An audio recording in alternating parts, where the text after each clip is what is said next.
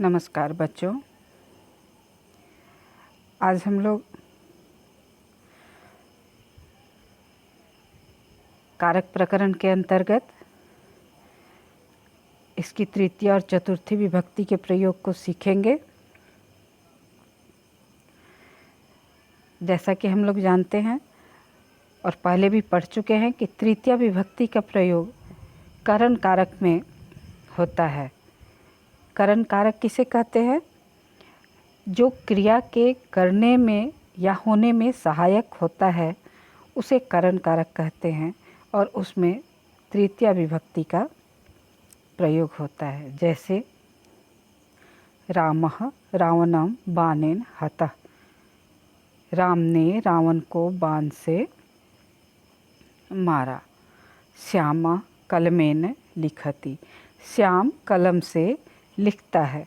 यहाँ पर बाणेन और कलमेन दोनों ही क्रमशः हतः और लिखति क्रिया का के होने में सहायक है, इसलिए यह करण कारक है और इसमें तृतीय विभक्ति का प्रयोग हुआ है।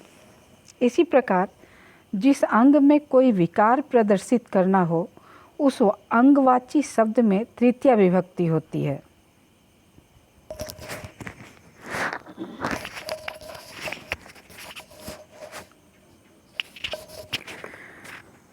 जैसे मोहनः नेत्रेण कानः अस्ति, मोहन नेत्र से काना है। इसी प्रकार रमेशः पादेन खंजः अस्ति, रमेश पैर से लंगड़ा है। यहाँ पर कानः और खंजः ये क्रमशः नेत्र और पैर के विकार हैं, इसलिए इनसे इनके अंगों में अर्थात नेत्र और पाद में तृतीय विभक्ति का प्रयोग हुआ है। इसी प्रकार सहयुक्ते अप्रधाने तृतीया, सह और इससे संबंधित जितने भी शब्द हैं, सह का अर्थ होता है साथ, तो इससे संबंधित या इसके पर्यायवाची जैसे साकम, सार्धम, समम, इन सभी शब्दों में तृतीय विभक्ति का प्रयोग होता है, अर्थात इनके योग में तृतीय विभक्ति का प्रयोग होता है। जैसे सीता रामेण सह वनम गतवती, सीता राम के साथ वन गई। पिता पुत्रेण साकं गच्छति, पिता पुत्र के साथ जाता है।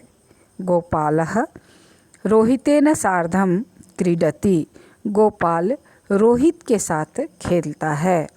भोजनेन समम जलम पीब, भोजन के साथ जल पियो। बच्चों, यहाँ पर हम लोग देखते हैं कि राम के साथ, पुत्र के साथ, रोहित के साथ या भोजन के साथ, इन सभी शब्दों में अगर हम देखें तो के होने के कारण यह संबंध कारक का एक उदाहरण है, किंतु चूँकि यहाँ पर सह, साकम, सार्धम और समम शब्द का प्रयोग हुआ है, इसलिए इन शब्दों के इसके योग में यहाँ पर अप्रधान कारक में तृतीय विभक्ति का प्रयोग हुआ है। इसी प्रकार पृथक, विना और नाना, इन तीनों शब्दों के योग में द्वितीया, तृतीया और पंचमी में से कोई भी विभक्ति हो सकती है। याद रखिए, पृथक, विना और नाना, इन शब्दों के योग में द्वितीया, तृतीया और पंचमी में से कोई भी विभक्ति हो सकती है। जैसे जलम विना कोपि जीवितुम न शक्यते, जल के बिना कोई जिंदा नहीं रह सकता है। इसी प्रकार जलेन विना कोपि जीवितुम न शक्यते, जल के बिना कोई जीवित नहीं रह सकता। या इसे हम इस प्रकार भी लिख सकते हैं, जलात विना कोपि जीवितुम न शक्यते, जल के बिना कोई जीवित नहीं रह सकता है। यहाँ पर जलम, जलेन, जलाद जलम द्वितीय विभक्ति, जलेन तृतीया विभक्ति और जलाद पंचमी विभक्ति। तो इनमें से हम किसी का भी प्रयोग कर सकते हैं विना के योग में। इसी प्रकार ईश्वरम, ईश्वरेण, ईश्वरात् वा पृथक न कोऽपि अस्मान् रक्षितुं समर्थः। ईश्वर के बिना कोई भी, ईश्वर के अलावा कोई भी हमारी रक्षा करने में समर्थ नहीं है। इसी प्रकार नाना, तो बच्चों नाना यूँ तो हिंदी में नाना का मतलब होता है बहुत प्रकार, किंतु यहाँ पर नाना विना के अर्थ में जब प्रयोग होता है तब उसमें तृतीया विभक्ति, द्वितीय विभक्ति या पंचमी में से कोई भी विभक्ति हो सकती है। जैसे विद्याम नाना निष्फला जीवनम, विद्या के बिना जीवन निष्फल है। उसी प्रकार विद्याया या विद्यायाः नाना निष्फला जीवनम, विद्या के बिना हमारा जीवन निष्फल है। अब हम लोग अलम शब्द के बारे में जानेंगे। अलम तृतीया और चतुर्थी दोनों ही विभक्तियों में प्रयुक्त होता है। तृतीया विभक्ति में इसका प्रयोग जैसे अलम विवादेन, अर्थात विवाद मत करो। व्यर्थ के अर्थ में हम लोग यहाँ पर अलम, अर्थात जब कोई भी काम बहुत हो गया तो कहते हैं कि अब इससे ज़्यादा करने की आवश्यकता नहीं है, ये मत करो, तो वहाँ पर हम लोग अलम विवादेन तृतीया विभक्ति लगाते हैं। इसी प्रकार जब कुछ समर्थ की बात होती है, पर्याप्त की बात होती है, तो वहाँ पर अलम के साथ चतुर्थी विभक्ति का प्रयोग होता है। जैसे हरिः दैत्येभ्यः अलम, हरि दैत्यों के लिए पर्याप्त हैं, समर्थ हैं, अर्थात हरि ही दैत्यों को मारने के लिए समर्थ है, पर्याप्त है। इसमें चतुर्थी दैत्येभ्यः है, यहाँ पर चतुर्थी विभक्ति हुई है और विवादेन में तृतीया विभक्ति।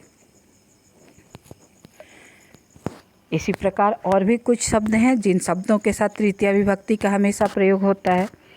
जैसे अपि, अपि शब्द के योग में हमेशा तृतीया विभक्ति का प्रयोग होता है। जैसे समर्थानां तृणेन अपि कार्यं भवति, समर्थों के लिए तृण भी से भी कार्य हो सकता है या हो जाता है। किम, किम अति श्रमेण, अत्यधिक श्रम से क्या है। किम अति श्रमेण, अत्यधिक श्रम से क्या है। यहाँ किम के साथ श्रमेण अर्थात तृतीया विभक्ति का प्रयोग किया गया। इसी प्रकार प्रयोजन, प्रयोजन के साथ भी तृतीया विभक्ति का प्रयोग होता है। जैसे तव ज्ञानेन प्रयोजनम नास्ति, तुम्हारा ज्ञान से कोई प्रयोजन नहीं है। अर्थ, अर्थ के साथ भी तृतीया विभक्ति। जैसे को अर्थ मूर्खेन पुत्रेण, मूर्ख पुत्र से क्या लाभ, या मूर्ख पुत्र का होना या न होना क्या फ़ायदा। इसी प्रकार हीन पद के साथ भी तृतीया विभक्ति का प्रयोग होता है। जैसे मूर्ख धर्मेण हीनः पशुभिः समानः, धर्म से हीन पशु के समान है। धर्मेण हीनः पशुभिः समानः, धर्म से हीन पशु के समान है। इस प्रकार हमने देखा कि अपि, किम, अर्थ, प्रयोजन और हीन शब्द के साथ तृतीया विभक्ति का प्रयोग हुआ।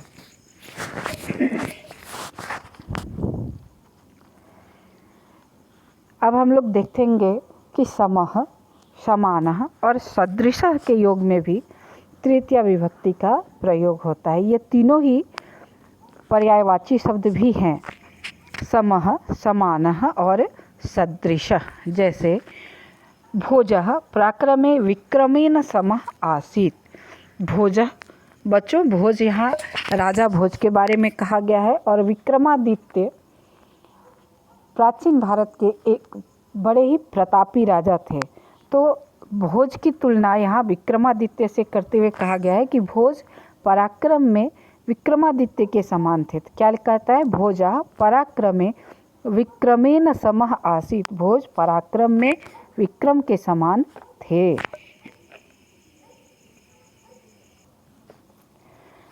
इसी प्रकार समानः देवेन समानः रामस्य व्यवहारः अस्ति।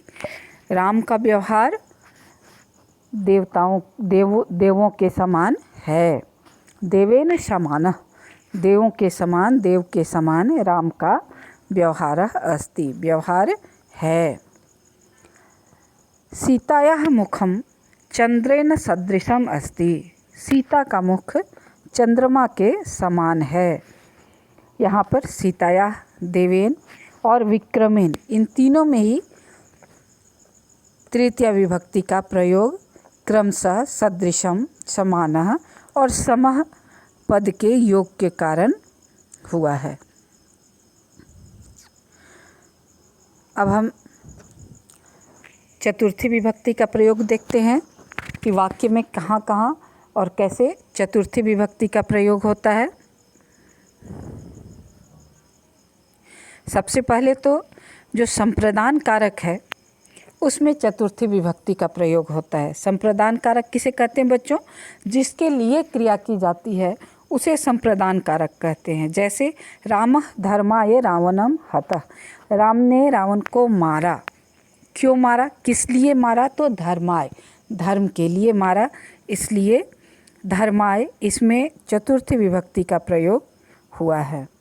इसी प्रकार दा धातु के योग में चतुर्थी विभक्ति होती है। दा अर्थात देना, तो दा धातु के योग में चतुर्थी विभक्ति। जैसे पिता पुत्राय पुस्तकम यच्छति। पिता पुत्र को पुस्तक देता है, अर्थात पिता पुत्र के लिए पुस्तक देता है।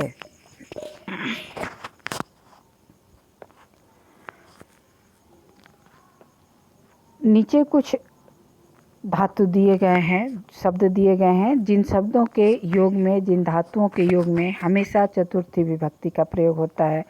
जैसे नमः अर्थात नमस्कार, स्वस्ति कल्याण हो, स्वधा।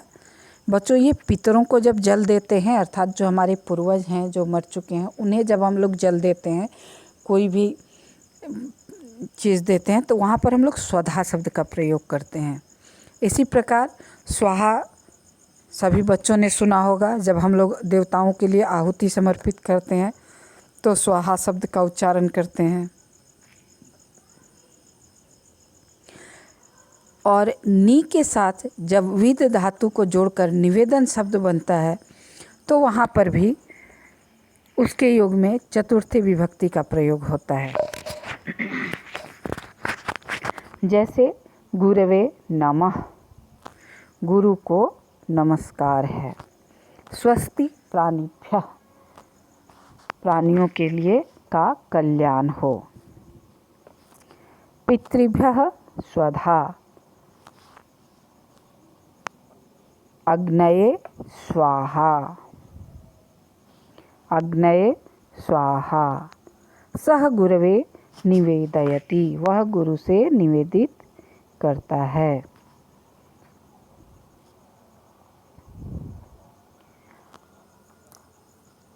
अब नीचे कुछ धातु हैं जिन धातुओं के योग में हमेशा चतुर्थी विभक्ति का प्रयोग होता है। जैसे रुच धातु, रुच धातु का अर्थ होता है अच्छा लगना।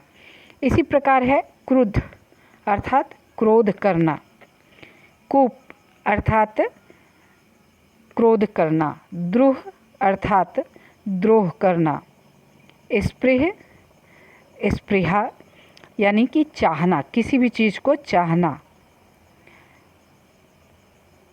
असूय अर्थात निंदा करना, ईर्ष्य अर्थात ईर्ष्या करना। इनका उदाहरण देखते हैं हम लोग कि वाक्यों में इनका प्रयोग कैसे होता है। बालकाय मोदकम रोचते, बालकाय मोदकम रोचते, बालक को मोदक अच्छा लगता है। स्वामी सेवकाय क्रुध्यति, स्वामी सेवक पर क्रोधित होता है। माता पुत्राय कुप्यति, माता पुत्र पर क्रोधित होती है। धनहीनः धनिकाय द्रुह्यति, गरीब धनिक लोगों से द्रोह करता है।